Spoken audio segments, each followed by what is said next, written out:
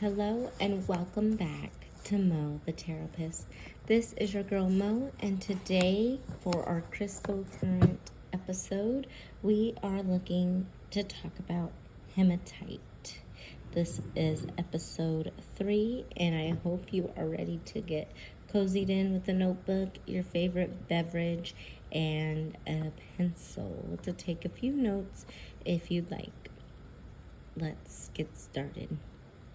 Today's crystal's name is hematite. Its name comes from the Greek word hema, which means blood. Hematite is composed of iron oxide. Its formula is Fe2O3. It has a high iron content of 70%. Hematite is recognized for its metallic luster when polished. It comes in hues of black, steel gray, brown, and red. When it is not polished, hematite does not have the metallic color in its rough form or unpolished form. If you are out rock hounding, hematite can be identified if scratched on a rough surface, leaving a reddish to brown streak. On the Mohs hardness scale, it has a scale of 5 to 6 and can mix with other minerals to create sturdier materials. Hematite is soluble in water and most acids, and hematite is often mined for its iron content. This is valuable to the steel industry. Hematite can be used to pigment paints and dyes. One of the most abundant minerals found is hematite, and it can be found in sedimentary, metamorphic, and igneous rocks. Its largest deposits are found in China, Australia, Brazil, and India. Some of the spiritual properties of hematite is the grounding essence, balance, and stability. Hematite also provides protection and can aid in emotional well-being and enhance focus and clarity. You can use hematite during regular meditation. You can wear it as jewelry, or you can carry it in small stones and put it in your pocket. To meditate with hematite, you want to hold it in your hand and intentionally set your purpose of working with the stone. So if you're working to become more grounded or have more balance in your life, when you're meditating and holding the stone, you are going to imagine yourself more balanced, more grounded. If you're using it to get more emotionally attuned, then you're going to set that kind of thought process when you're meditating with it. If you wear it as jewelry or put it in your pocket, purse, or bra, then you can set the intention that this piece of hematite today will protect you, provide balance, and give you a sense of groundedness when things are off kiltered.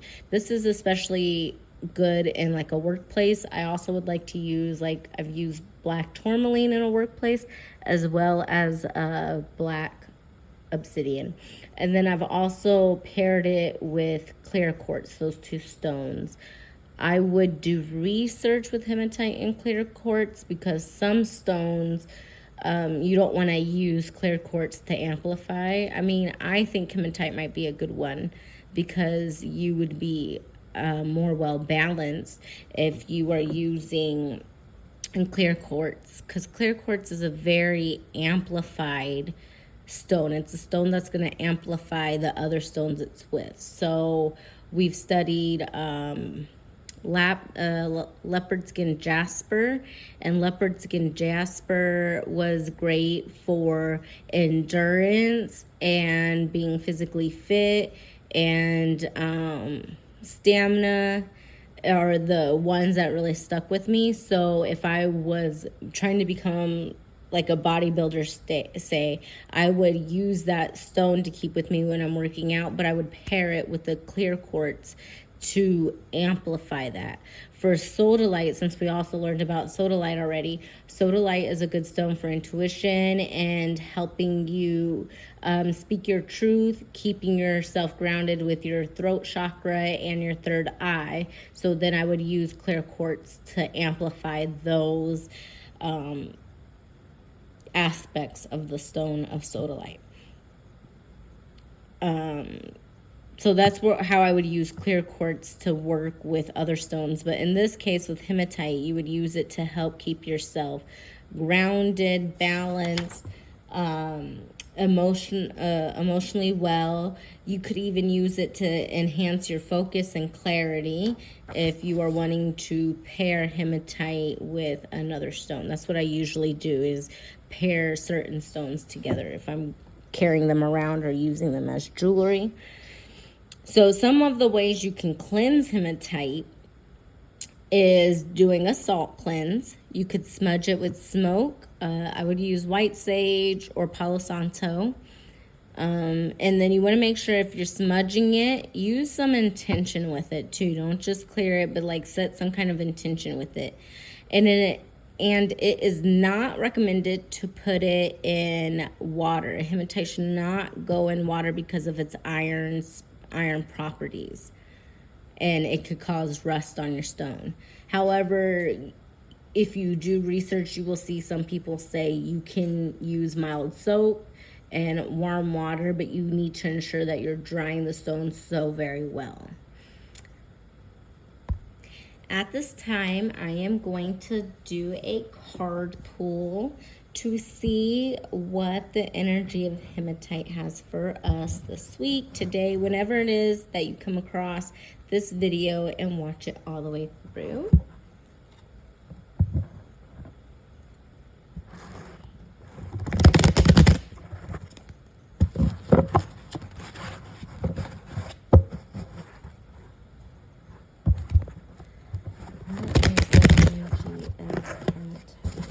What energy from the tarot does hematite what energy does hematite embody, and what is to... Okay, the whole deck fell. Hold on one moment. What does hematite energy? Okay.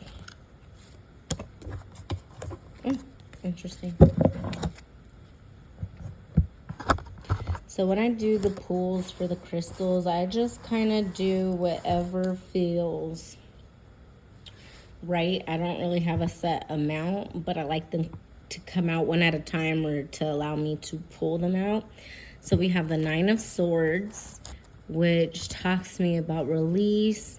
And this card, the woman is sitting on her bed, hands in her head.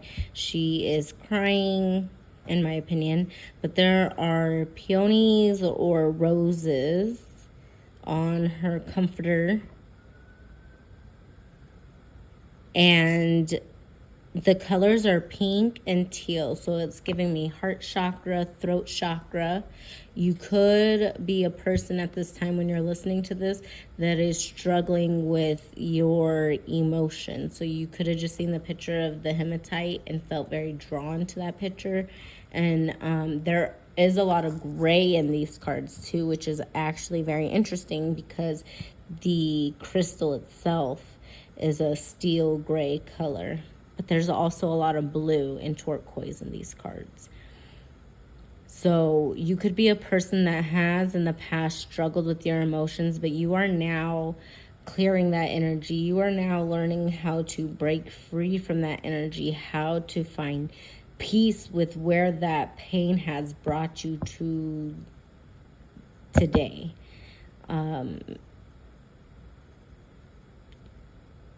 You could have been a martyr, a victim. And when I say a martyr, I mean somebody that, while yes, what you went through was hard and like it was so much struggle, you spent a lot of time, woe was me, and not doing enough work to break through this pain. And you are now in a state, as you watch this video, where you are realizing you have been the sabotage in your life. You have been the person that has caused the sabotage. And hematite, the crystal hematite, wants you to see that through grounding work, through the emotional peace or becoming one with your emotions, having a healthy emotional boundary within yourself and with others is going to bring you this positive joy in life. And usually I see the sun card and the flag that the child is holding to be a white flag. And today I'm recognizing it as a red flag, and I'm seeing it to be a red flag. So I feel like you are now a pure person that is calling out those red flags. You're recognizing them for what they are, and you're no longer doing roundabouts about it. You're like, no, this is a problem, and you're addressing it. This is bringing out justice. You're walking away, but it's bringing your inner child the emotional healing that it's been needing. This card really, if you are drawn to this reading, the hematite crystal really wants you to bring peace to yourself, emotional healing to yourself, and it doesn't want you to be concerned about how that emotional healing is going to affect others. I want you to take charge. You feel like you don't have the strength to do so, and you need to take some time to introspect, look inside, because your emotions are off. There's something about your emotional state that hematite wants you to be aware of. And if you can get your hands on some hematite, do so. I am unaware if I have any in my shop. I'm pretty sure I don't, but I'll take a peek. If I do, I will get that added to Mo the Therapist website, which the link will be down in the description. But in the meantime, it's not, if it's because I don't have it posted yet, if it's not there, definitely check out the clear quartz clusters, because that's a good start as far as setting intention. You can set the intention with clear quartz. You don't need to have hematite. You can work with clear quartz, because clear quartz is like a master stone. So if you work with clear quartz to start with, and then in the meantime, I'll figure out how I can get my hands on some hematite. All right. We are going to move forward with the affirmation that is on the card, and I also need to link the Crystal Intentions Oracle in these descriptions, because that, when you hear me talk about the crystal card that I have, that is where I got these cards. And then if you're interested, you can just pull your own card for the day. I do it for the week. I've been wanting to do this, and so I finally just told myself to sit down, buckle down, and get it going. So here we are. Anyways, the affirmation for hematite today is, it is easy for me to quiet my mind and maintain awareness. I can find inner peace. And while you're holding the stone, these are some things that you can set intention for to calm hyperactivity. So actually, that made me think of ADHD. So if you know somebody that has ADHD or struggles with characteristics or traits of ADHD, this might be a good stone for them as well.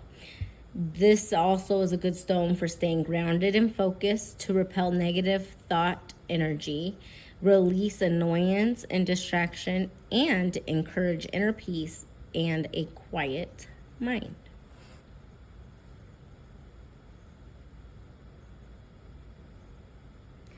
Thank you for spending time with me learning about hematite. I hope to see you back next week for rhodonite and its connection to the heart. Don't forget to subscribe and ring the notification bell to stay notified, like and share so someone else can learn something new today too. Peace, love, and many blessings.